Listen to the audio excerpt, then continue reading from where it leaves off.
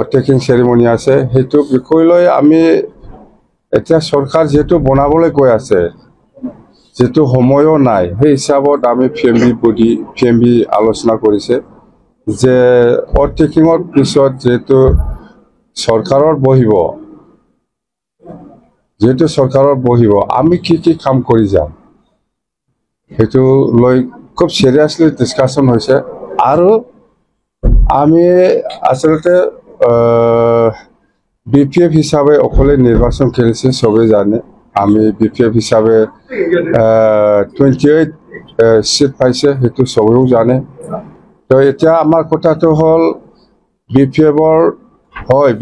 28 seat পাইছে অকলে সরকার গঠন কৰিব পাৰে এটো কোনো কনফিউশন হ'ব নালাগে কিন্তু আমাৰ BPF নেতা কৰ্মী সকলে যিখিনি PMB বডি বা ডিস্ট্ৰিক্ট বডি বা সেন্ট্ৰালত যিখিনি কৰ্মী সকল আছে সবে চিন্তা কৰিছে যদি BPF BTC সকলো জাতি জনগোষ্ঠী বা সকলো শ্ৰেণীৰ লোকসকলক যেটো উন্নয়নৰ কথা কৈ আইছো বা BTC নিৰ্বাচনৰ ইলেকশন প্ৰচাৰ অভিযানত প্ৰচাৰৰ সময়ত বহুত কথা ৰাইজৰ মাজত প্ৰতিশ্ৰুতি দি আহিছে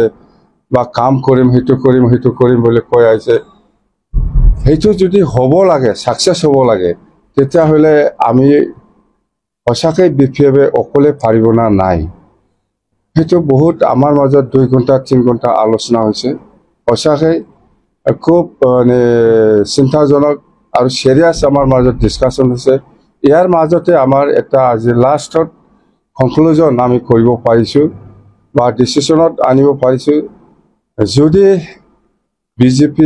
এলায়েন্স NDA বা BJP UPPL দলক যদি NDA পৰা বাদ দিব পাৰে তেতিয়া হলে BPF দল হিচাপে NDA লগত থাকাত কোনো আপত্তি নাই আৰু আমাৰ যিখিনি ইলেকশন ইস্তাহাৰত যিখিনি ৰাইজৰ হৈ কাম কৰিবৰ কাৰণে যিখিনি প্ৰচাৰ চলাই আহিছিল ইস্তাহাৰত লিখিতভাৱে প্ৰচাৰ কৰিছে সেইবিলাকৰ ওপৰত ইমপ্লিমেন্টেশনৰ ক্ষেত্ৰত যদি সহায় কৰে BJP আমাৰ NDA থাকা পিছত বা আমি NDA থাকিম তেতিয়া হলে আমাৰ কোনো আপত্তি নাই সেটা কথা UPPL থাকিলে